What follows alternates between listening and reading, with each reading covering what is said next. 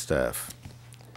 Okay, item number 14 is Chapter 249 properties. A, accept $1,250,000 from Hennepin County for demolition support and related assessment revenue paid to Hennepin County and execute related contracts. And B, direct finance department to increase revenue estimate for reg services by $2,550,000 and increase appropriation by $1,900,000. And C, to increase regulatory services and emergency preparedness budget by up to 8 full-time and equivalent positions for increased demo activity. Any questions on that? Mr. Deegan, do you have anything to add? Mr. Chair, committee members, only that our partners with the county funding that is moving forward on the timelines that we agreed upon, and things are working out very well. Great. And I'd like to thank Commissioner Opat and Stenglein and the entire county board for taking on this, sharing the load on this city and county-wide effort. As we've seen today, we have owners from all over the metro and beyond. So the responsibility for these properties is really statewide and even nationwide. So getting support from the county here is proper and right. Councilmember Ostro. Thank you, Mr. Chair. And I know we'll have this in Ways and Means, so maybe some of those questions we can wait till Monday on. But the grant here, were there any strings attached in terms of where the dollars have to be spent or how we spend them? I'm just wondering if there's any board action that sets parameters for how the city would use this money.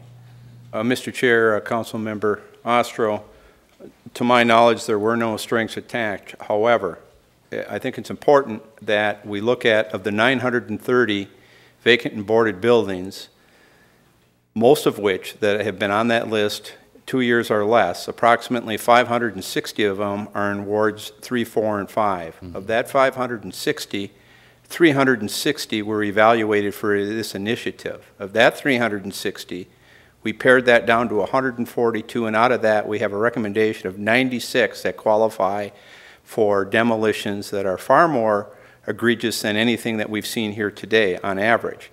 Therefore, that I think staff's effort in focusing on the north side was the appropriate one. Now, having said that, in conjunction with what we did, we also recommended and sent information to Commissioner McLaughlin's staff that for those properties on the south side of the city to go to our webpage, and if they could not find access to that, we would provide that information to look at those particular neighborhoods impacted.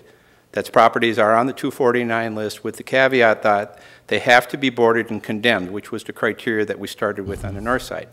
I do believe those addresses are trickling in, and we will be doing the same type of analysis of that later on or early fall when staff has a little more time, breathing room from the original initiative, and we're looking forward to doing that. You had mentioned earlier that 4% of the properties were 4% of our board and vacant properties have been board and vacant for 4 years or more. So I did the quick math. That was 36 or 37 properties. So will these dollars allow us to get to all of those, the ones that are 4 years or more? Through the chair, Mr. Ostro, some of them. One of the qualifiers for the grant dollars was that they be single-family duplex-type structures. Some of those properties are larger buildings, okay, and we will have to look at our own resources to pursue that. Or if we pursue another initiative next year, because we're going to be so successful with this one, maybe we'll have more latitude to use that money in the future. So correct me if I'm wrong. What I hear you saying is that the county board didn't put any strings attached to it, but the city itself, and you believe your department specifically, have set out priorities for which properties come down, and you believe that you're going to be using these monies consistent with those priorities. You're not changing your priorities in terms of what properties come down as a result of this. You're just increasing the numbers that you can get down. That's correct. And some of, obviously a large number of them will be in the north side, but some of them will be elsewhere in the city if they're immediate hazards or they've been boarded and vacant for a long period of time. Those properties would be eligible for the use of this fund. That's correct. Okay. Thank you, Mr. Chair. Thank you. Councilmember Schiff.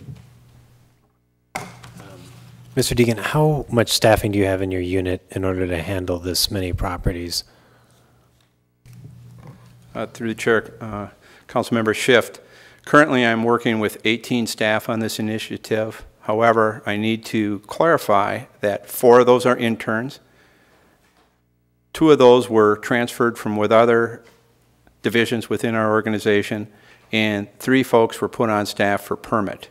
That's all temporary help for us to not only do this initiative, but also try to catch up and stay on track with the significant increase that we've had from this foreclosure crisis, just the day-to-day activities with the problem property unit addressing the things that we come across. So are you staffed adequately to handle this many properties in the next year, or is this a 5-year plan?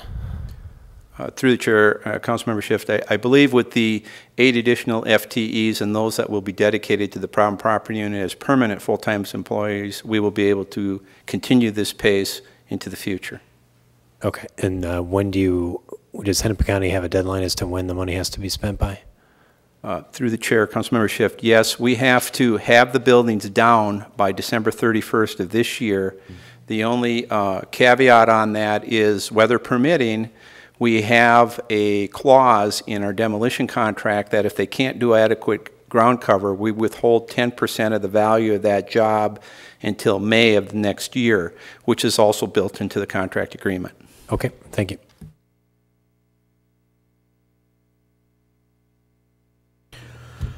Okay, seeing. I will move approval of this, Mr. Chair. I just want to point out, and we'll probably discuss this just a bit in Ways and Means. So I understand the piece of this that relates to the increasing of regulatory services and emergency preparedness budget by up to 8 full-time positions. That's in front of us because we postponed approval of those positions until we had more information, as I understand it, about these revenues that were coming in, because our finance department was cautious about that. So my understanding, Mr. Deegan, and it looks like you're agreeing with me, is that now that we have projections that the finance department is comfortable with, to allow you to go ahead and create these 8 positions. Through the chair, Councilmember Ostro, that's correct, and Mr. Forte will be speaking to that at Ways and Means. Okay. Thank you, Mr. Chair. Thank you. Then I'm going to move approval of this item. Any question or comments on the motion? Seeing none, all those in favor say aye. Aye. Opposed? That motion carries.